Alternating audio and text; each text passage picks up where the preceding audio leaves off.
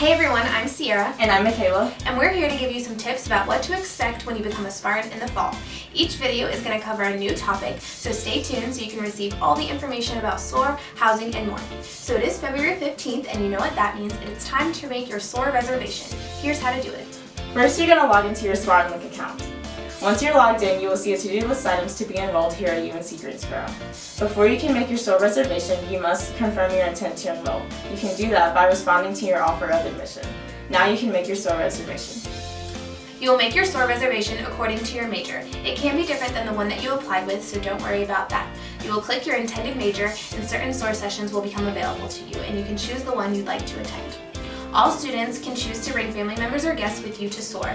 Each student receives one free family member or guest included in their new student fees. Any additional family members or guests will be $70 up until May 29th. After that, it will be $80 on-site registration. Parents and family members can also choose to stay overnight and pay for overnight accommodations for $35. After you registered and paid for your guests, you're all set. You will receive a confirmation email with the session date. If you have any questions, please feel free to call or email. Stay tuned for the next SOAR video.